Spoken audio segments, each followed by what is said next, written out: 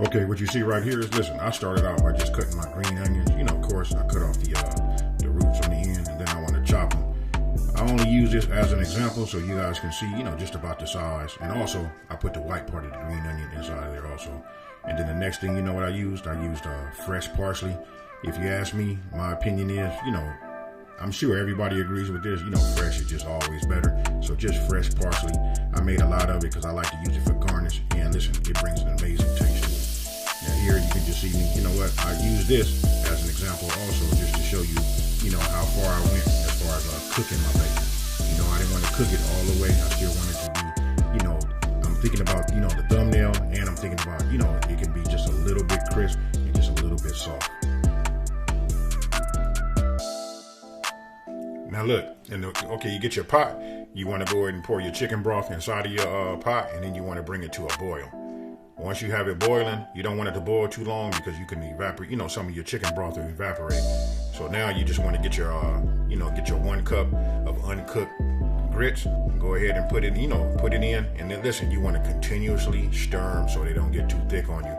You know what I mean? So then go ahead, after you finish stirring them, go ahead and put the top on there, and then you want to let them simmer. I adjusted my heat.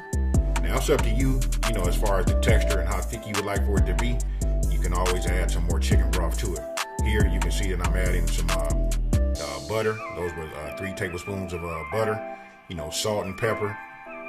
You know what I mean? And then listen, while it's hot, you want to just keep stirring it. You know what I mean? And again, you're looking for the texture that you would like to eat your grits in. I like mine a little thick. And now for the good part. I went ahead and added maybe about a cup of the shredded cheese inside of the grits. You know what I mean? You just want to like stir it around, let the heat, you know, melt it, let it, you know, thicken up. You can see the color right there, kind of like starting to change.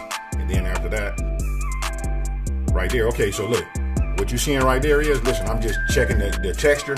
I like that. And then I went ahead and dumped the rest of the cheese in there. And that was 2 cups of cheese.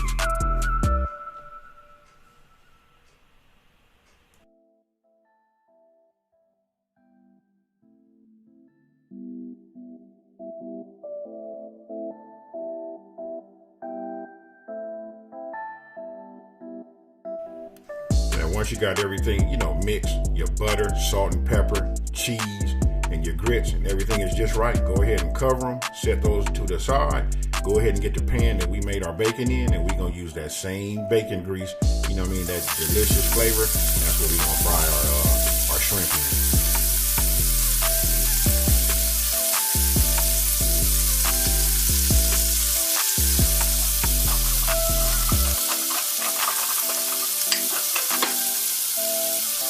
Now remember, it doesn't take long for your shrimp to come out right. We want to use a medium-high heat, you know. So right here, I'm sprinkling, you know, Tony's on there, that Creole seasoning. You know, it's up to you, whatever type of seasoning you'd like to use, but I just chose to use Tony's. That was awesome. And then right here, you can see I'm using the minced garlic. And listen, again, it doesn't take long.